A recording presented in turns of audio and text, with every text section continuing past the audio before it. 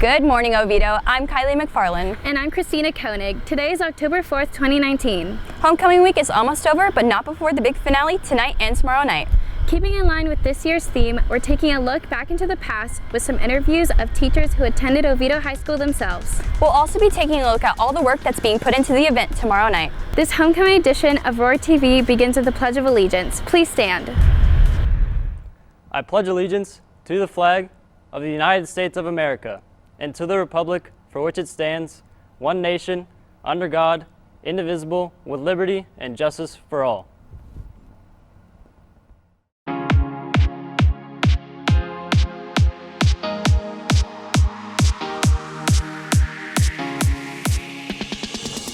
Hey Oviedo, it's Carmen. Hope you guys have been enjoying homecoming. Earlier this week, we asked you guys to tweet in your experiences from homecoming week.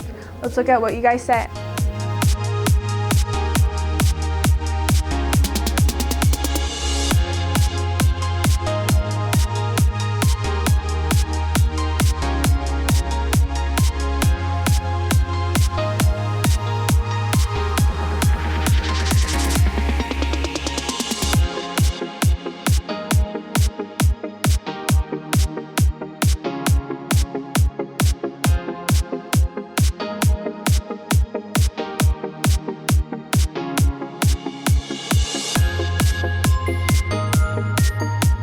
Thanks for your responses. Tune in next week for another question. For now, let's get back to the show.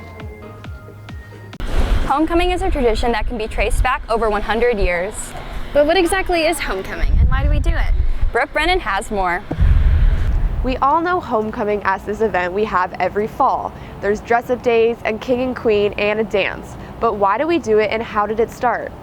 Homecoming is an annual tradition on the campuses of high schools and colleges. It's an opportunity to welcome back alumni, former students who have graduated, as they visit their old stomping grounds and visit with friends and teachers. Every school has their own traditions, but they generally center around a football game, dance, and a parade. The NCAA recognizes the University of Missouri's 1911 football game against Kansas as being the first ever homecoming celebrated on a college campus. In Oviedo, many alumni still live in the local area, including several of our teachers here on campus.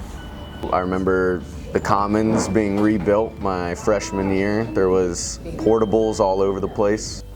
Building 8 didn't exist at all. The new gym didn't exist at all. There used to be a one-story building, kind of where Building 8 is. I remember you would kind of come in under, the walkover wasn't there. It was a building all the way across and it was super dark, kind of going underneath there.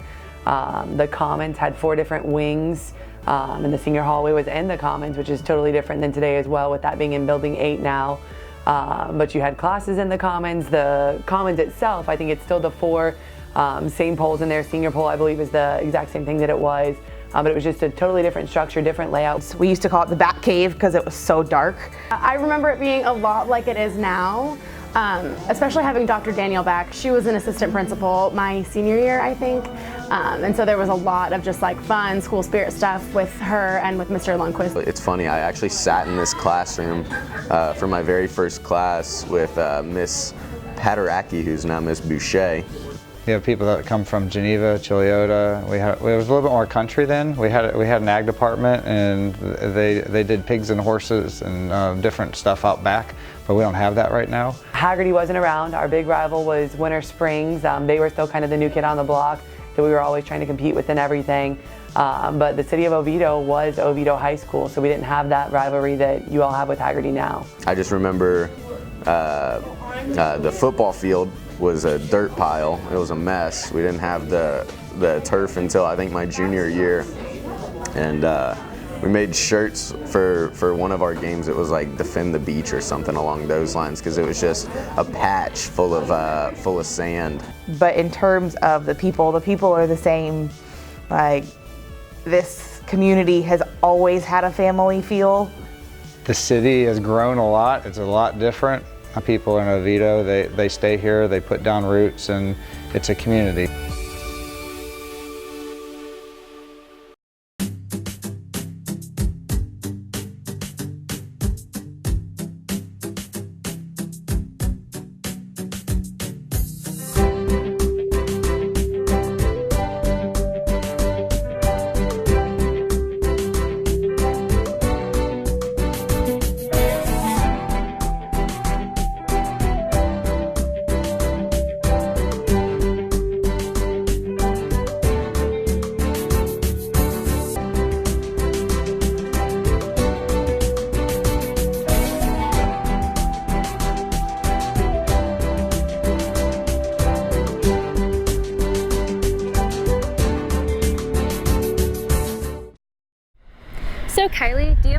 up for the dance? I do. I have my dress and shoes picked out.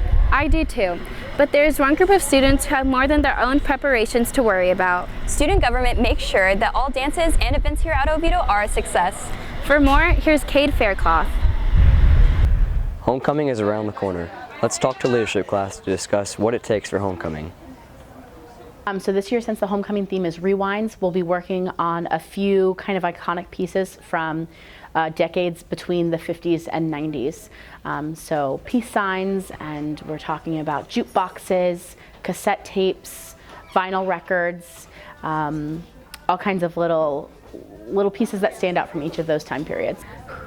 Setting up homecoming takes a ton of time and ton of cooperation from everybody in the class. We need to focus and get a job done that is put on for the entire school, so it's a lot of pressure, but we all do a great job of getting it done and focusing when it needs to be done.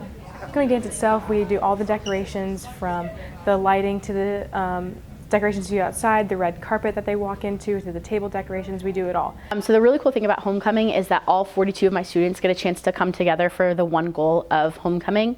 But at the same time, the students are split up into their classes working on their different class floats. So really, when they're in my classroom, everybody's contributing. It doesn't matter whether you're a freshman or a senior, what sports team you're on. If you're in leadership, we're there to paint, decor. We're there to create things. We're there to call vendors and remind people about convertibles, and everybody really comes together to make that happen. The dance itself can put pressure on leadership, but there are plenty more activities they need to sit at throughout the week. So besides just the dance that everybody kind of thinks about, every night we have an after-school activity, and then every day we have the dress-up days. So with each dress-up day, there's signs and publicity that goes for each one of those. Same thing goes for every evening activity, making sure everybody knows about them. And then, of course, the biggest event outside of the dance, in my opinion, is the parade. So each class, as well as clubs all over campus, are going to make floats that travel that 1.5 mile stretch from Lake Dressup Drive all the way down to Oviedo High School. We do class posters for each day. We do ticket sales. Everything that goes into homecoming, we are a part of. For More TV, I'm Brady Buckman. We hope this week has been a sure blast from the past for everyone here at Oviedo. We want to wish everyone a safe and happy homecoming this weekend. Thanks for tuning into our coverage this past week. We'll see you guys back here on Monday. Have a great weekend, and go Lions!